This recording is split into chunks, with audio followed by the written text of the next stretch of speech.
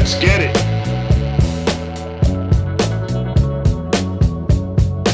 "90 Day Fiance" has hit the air once again with another installment of Why Do Fools Fall in Love?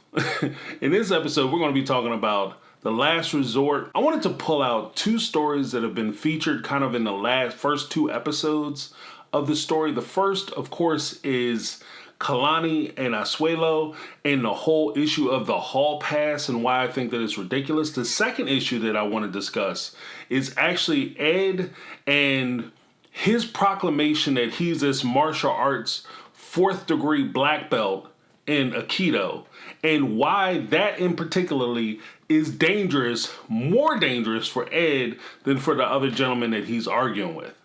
All right, before we get into it, I would simply ask that if you enjoy my content, you consider giving me a thumbs up. It helps me with the algorithm and all that good stuff, and it lets me know that you're enjoying what I'm putting out. Also, if you are not yet subscribed to the channel, what are you waiting for? It's easy to do. All you have to do is hit that subscribe button, and you can give me that HBO special, which stands for Help a Brother Out Special. It helps the channel out, it helps me out, and hey, who doesn't want to help a brother out? So go ahead and hit that HBO special. Now, without further ado, let's start talking about the hall pass. I took Asuelo up on the hall pass when he cheated because sexually I've only been with Asuelo and I just wanted to see what it was like. First things first, if you don't have hall passes and more or less an open door or open relationship when the relationship starts, it's very difficult for you to be able to negotiate that properly in the middle of a relationship, particularly in a marriage, and more in particularly when you're trying to give that hall pass because the other person did something wrong, which was cheating. So you never make a right out of two wrongs. Two wrongs don't make a right. Every kid knows that in America. And apparently, Asuelo and Kalani have missed the lesson. Now, when it comes down to it, like most people would just say, this is ridiculous. But I like to give an intellectual reason as to why I think it's ridiculous. Because in these kind of conversations, especially if you're having these conversations with your kids, it's not enough for you just to say, don't do it, it's not good. You have to give them the logical reason as to why it's not good. The first thing is, the reason why most people can't do it is because when they approach relationships from through the lens of monogamy. Right off the bat, if you're a monogamous person, then it becomes very difficult for you to become a polyamorous person because you're with somebody who wants to go out and sample a little strange. And we have to be honest, that's what this is really about. This is about these folks wanting to go out and have relations with people who aren't their spouse or aren't their significant other and thinking it's just a one and done thing. The second thing is mentioned when you're talking about adding people to your relationship. If your relationship is already failing, your relationship is already on the rocks, you going out and adding other personalities and people into that relationship doesn't make the relationship better. It'll destroy the relationship, and it can possibly take down the participants of that relationship down even faster. So right off the top, if you think cheating is wrong, and you don't approve of cheating, and your reason for saying that cheating is wrong isn't just the dishonesty, isn't just the manipulations and misinterpreted, boundaries that you have in a relationship, but you think cheating is wrong because you know that you get jealous, you know that you feel insecure, you know that you can't share. If you're not a sharer, this is not for you. And that's kind of where it comes down to. And with Asuelo and Kalani, they're both very jealous people. They're both very immature people. So I don't see a world where the two of them are really ready to be married even to each other. I don't see a world where, it wouldn't be so bad if they weren't parents, but you guys are parents acting like little kids who just discovered that there's this thing out there called SE to the what. X-ray. So they're acting like they don't understand the ramifications of it. And that's why people, that's why I produced this video, because at the end of the day, there are people who don't understand why this fails. One of the big things that kind of pulls people down or leads people astray is the Hollywood effect. I call it the Hollywood effect because in a lot of TV shows and social outlets that we have throughout our communities and culture or whatever, it makes it seem as though you can go out and have these types of relationships, no strings attached, and they're easy to do. You just go to the club, you go to the bar, you meet somebody, you take them home, bingo bango, you have yourself a prom type night where you do all the funny, fancy things and all the nasty stuff that you wouldn't want to do and all your fantasies are met. Then you go home and there's no problems. The issue is this. How do people form relationships? In Kalani's particular instance, she forms relationships because based off of proximity, people that she knows. So when she goes out and she calls herself about to engage in a little taste of strange, she's not going to the bar. She's not going to the club to pick some strange man up to have a one-night fling. She's picking up somebody that she already has a pre-existing relationship with. And what that means is that when she's having that relationship, that person is going to be around. And that's the bigger issue. When you're talking about having these types of affairs and these types of interactions, we have to take into account that you're doing this with another person. They have thoughts, feelings, emotions. They have things, hopes, dreams, things that they want to accomplish. They get envious. They get jealous. They have that internal drive to want to be the one and only, the special one. They could look at your perfect life. And if you are in a situation where you're on TV, you have houses, you have nice cars, you have nice things, you have a full bank account, and they may find themselves in a little taste of struggle, or they might be looking for a particular type of partner, and this seems like the type of partner they want to be with, then they might not be willing to let that little taste of strange be a one-night affair. And there's also the very subtle ramification of when you go out and you do this, a lot of people are lazy. And I don't mean that to be derogatory, but it just is what it is. And what's going to happen is you're going to go out, you're going to get your little taste of strange, not in the next state over or 4 hours away from your house. You're going to go get that little taste of strange at the local club, or maybe you drive 2 towns over and go get a little cut of strange.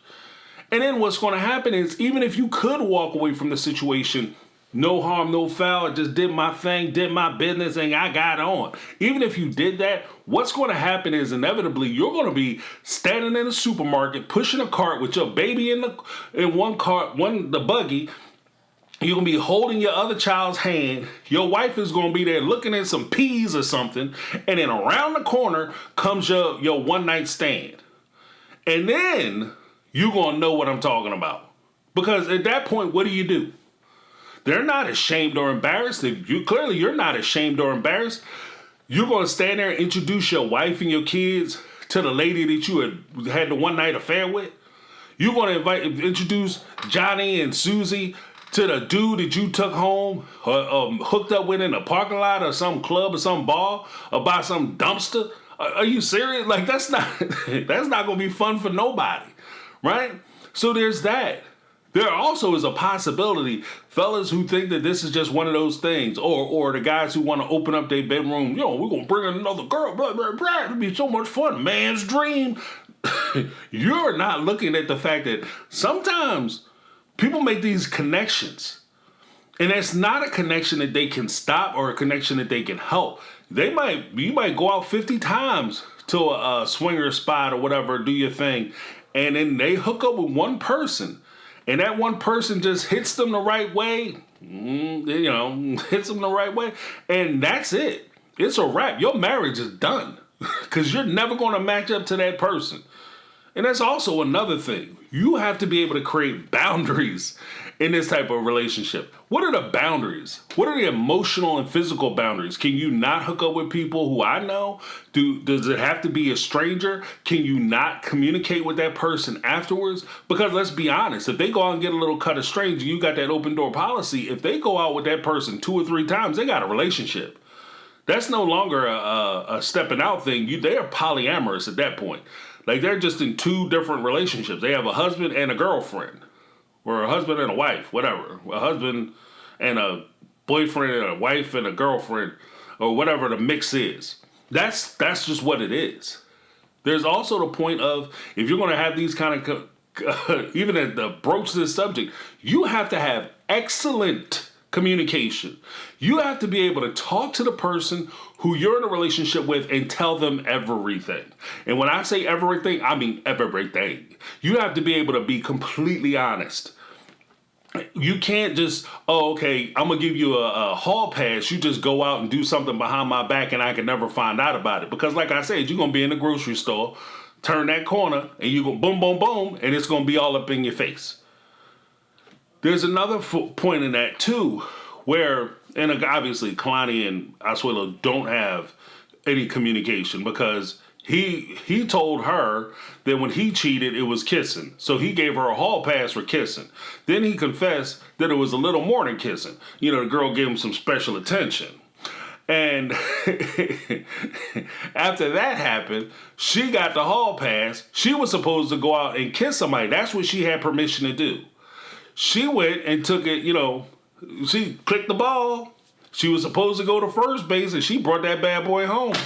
She did a home run, you know, so dude went all the way. So who's at fault? Who's right? Who's wrong? Asuelo's wrong for cheating at first. But then at the same time, Kalani should have had the maturity. If you can't handle him cheating, you get out of the relationship. You're done. It's over. There's no, I'm going to go get some revenge, because that's not going to make you feel better. It might make you feel okay at the time, but you're not going to feel better about the relationship. You're not going to go out and get this hall pass, go, get your hall pass stamped, and then come home, and then all of a sudden you forgive them. You're still going to be mad. So now you're mad with a body under your belt. And that's where it comes down to. So you have to be able to make these decisions for yourself. And here's a big thing, that nobody in any of these social circles, any of these radio shows that try to promote this, because I used to listen to the radio, they used to try to promote this all the time. None of the TV shows or movies that you watch will ever have this result as part of this little one-off hall pass type situation or open door situation. They say, what happens if you go out and you make somebody pregnant? What happened? You have a baby coming. You say give your wife the hall pass. She go out, take advantage of the hall pass. 3 weeks later, a month later, she come back talking about she just missed, Aunt Flo ain't come by this month. So she gonna go down and get a test. She take the test, bingo, bango, there's a bun in the oven. What do you do? What do you do? Are you as the husband gonna be okay raising somebody else's child? Not knowing whether this kid is yours or not, you just want to take that hit, that responsibility. What about the gentleman who potentially could be the father? Is he not going to be a part of his child's life because, mom and dad don't feel comfortable with him coming around, and this was only supposed to be a one-night deal? What's the parameters? What's the rules? What happens if somebody goes out and gets sick? Ooh. Now all of a sudden, it's who did what to who. And these are some of the ramifications that you have to take into consideration before you engage in it. I'm not going to sit here and make a judgment call for anybody. I'm not going to tell you how to live or conduct your life. You could do what you want to do. But I'm just merely pointing out the fact that this isn't something where you open the door and you can always come back and close that door. No, this is when you open your relationship, you are breaking a window. You can't, just because you pull the window down, the window is never going to be closed. You give somebody this type of freedom, it's very hard for you to pull this freedom back. And from my personal experience, not my personal experience, me doing it, but from having friends who have tried to open their relationships up and things of that nature, what I've seen is a few things, a few different variables, but one of the more interesting variables to me is that you'll have a guy who will try to convince his wife to do this. He'll go out to like a swinger spot, then she goes there and these guys have her saying and doing things that he never thought she would do, because when he suggested it, he had only considered his fun and his good time. He didn't consider the fact that she would actually go there and really enjoy it. And when she gets there and she really enjoys it, I've had a situation where the husband wanted to close the door again. Like I said, it's a broken window, not a door.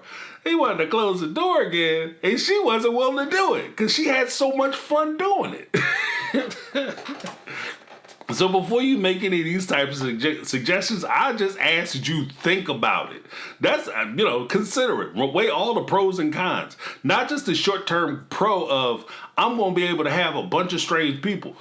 understand yourself, and this is the most important part of any relationship thing that you're ever going to do or try to engage in. You have to first know yourself. Know what your strengths and your weaknesses are. Know what your limitations are. If your limitation is you can't have your wife go out and do this and get her back blowed out and then, go down and eat eggs with her in the morning after she went out and did what she wanted to do, and you can't go there and give her a full mouth kiss because she had a hall pass yesterday, and it takes you 3 weeks to be able to even look in the eye, then this might not be for you. Next up, we're going to talk about Ed and his foolishness. Now, this came about on a last resort, like I said. They were playing a game where one of the couple members was blindfolded, Ed was blindfolded, and he was trying to figure out how to negotiate this obstacle course, and he was supposed to be getting instruction from his fiance, Liz. Liz is telling him, yo, stop, this, that, and the other. And blindfolded, this guy walks through, traverses a complete obstacle course, picks up balloons, drops them in a little circle perfectly to break them, and then runs to finish the race because he thought it was a time-based trial. And as it turns out, clearly Ed was cheating, and what the exercise was supposed to show was how much you listen to your partner and how good your communication is. Again, communication being the most important thing. Ed gets mad because one of the other couples, and a bunch of the other people call him out, he just kind of focused on one of the couples, where he said that, they pointed out that Ed was cheating. Ed later admitted that he was cheating, but he got mad and called the guy a bitch. And this is what had transpired later that evening when the two of them got together. Do you understand why I called you a bitch? Why? Explain this to me, and then that's going to be the last time you're going to do that. Look at Ed's face. Whatever, man. Don't I'm try letting you know, right? What do you mean? No. You're not going to talk down on me. I'm not Liz. Do you think I'm afraid of anybody? You don't have to be afraid. You don't have to be. No. That You think I'm afraid of anybody? I don't care who they are. I'm a young cunt. Come at me and I'll take you down. You don't know me, sucker. I have a Yokon down 4th degree black belt and Aikido. I got a key sweat belly button ring and I got a Mighty Morphin Power Ranger keychain. Like, dude, what are you talking about? This is not scary. You're not convincing somebody not to whip your tail in a dang on jacuzzi. If you call him a name. Like, stop doing this to yourself. There's a few reasons why you don't do this. Very logical, good reasons.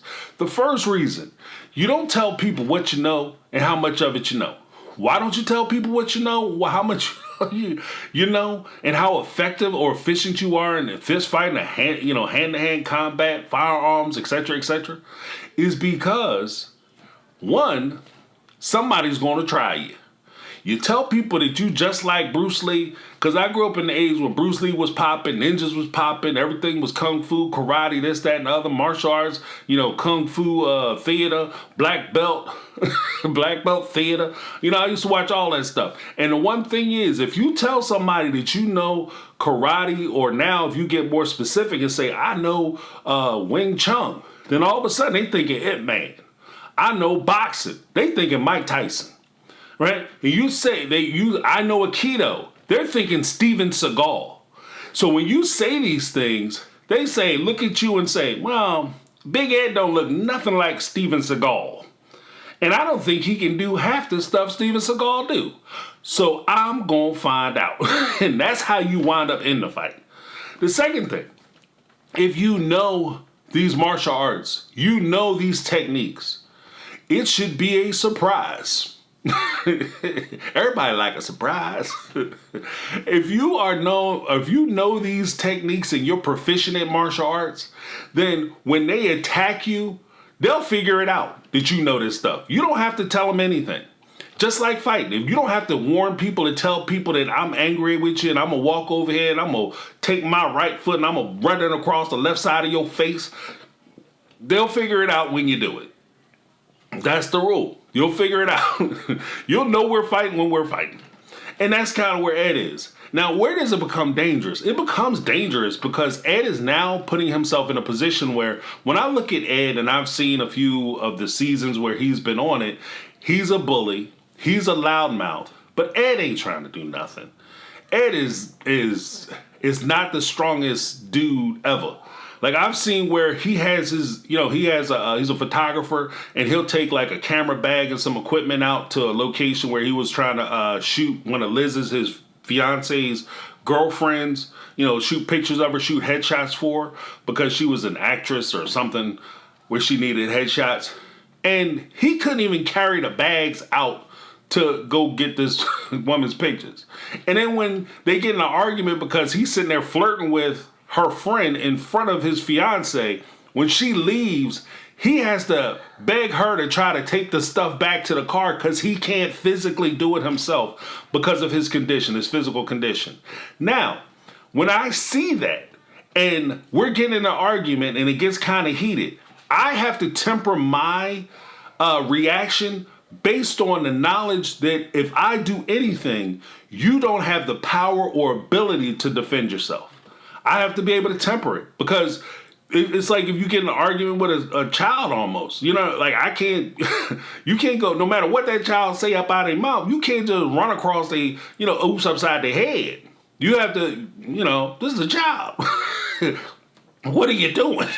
Right? But the moment you say, hey, I'm a 4th degree black belt in Aikido. Now, Aikido, from my understanding, they don't just pass out black belts. So you can hit certain points, like at the McDojos, you go there, you pay your monthly fee, you can get money back, and you get yourself whatever rank you basically paid for. You were here for 3 months, so you get a white belt. You get a yellow belt, orange belt, green belt, purple belt, blue belt. You move up the ranks that way. But then there's other places where you have to be proficient. And in order for you to even get your black belt, you have to basically fight 4 or 5 guys, either consecutively or, as Bruce Lee famously said, all together, right? So you have to fight these guys in order for you to get your 1st degree black belt, for you to get your first black belt. Then when you start climbing up the ranks, it's no telling what they got you doing. Like, it's intensive study and intensive training.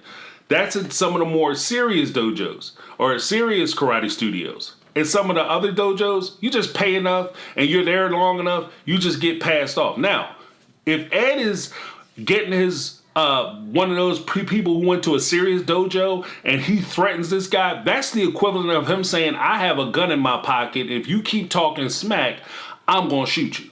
The minute you say that, you open the door for him to be able to do whatever he wants to do to you. You're inviting that violence, right? And if he doesn't, like say Ed went to little bull crap dojo where he's like basically what they call a tiger dojo. He's a dojo tiger where he might be in the class and he could do all the pretty kicks and all the movements and stuff and he knows the moves, but he's never actually been in a physical confrontation, which is big. That's a big thing. If you study these types of martial arts, first things first, it's never the art. Saying that you study Aikido, every martial art will tell you it's the best end-all, be-all martial art that can beat anything on the planet. The reality of it is there are some martial arts which are very good. There are some martial arts which are kind of crap. But when push comes down to shove, it all comes down to the practitioner. It comes down to the martial artist.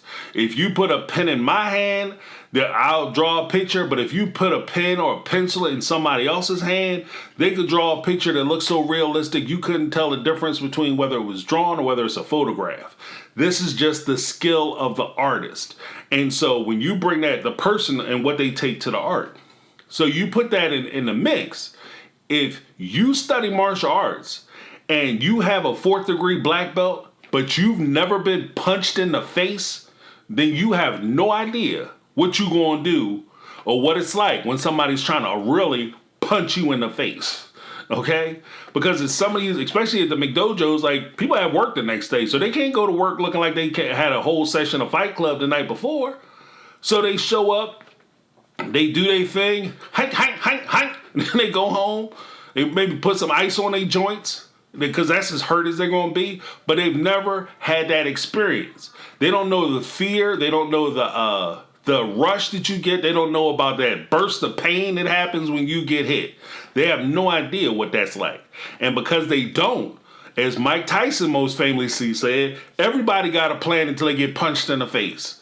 Then all of a sudden your plan just disappears. That comes from a Sun Tzu philosophy, which makes Mike Tyson more smart, more intelligent than most people give him credit for, where he basically says, most battle plans don't survive first contact with the enemy. You can go in with all the plans in the world, but this guy that is talking to Ed, just logistically, he outweighs Ed probably about 50, maybe 60 pounds at least. You're in a closed quarter sitting in a tub, hot tub. If he charges you just the sheer weight of his body and the fact that his experience, maybe he's not a martial artist, but he's been on the streets in New York City as a police officer, and he's probably been in a couple scrapes and, some tussles in New York. And when he comes at you, he's coming at you with that experience. And if you don't have that experience, or you don't have that in your heart to be the kind of person that needs to get out of this fight, you can put yourself in a lot of jeopardy. So for me, one of the more dangerous things, and what I would tell young folks, the cemetery is full of guys who want to warn people and tell people what they know, what they got, who they with, where they from, and all that other stuff.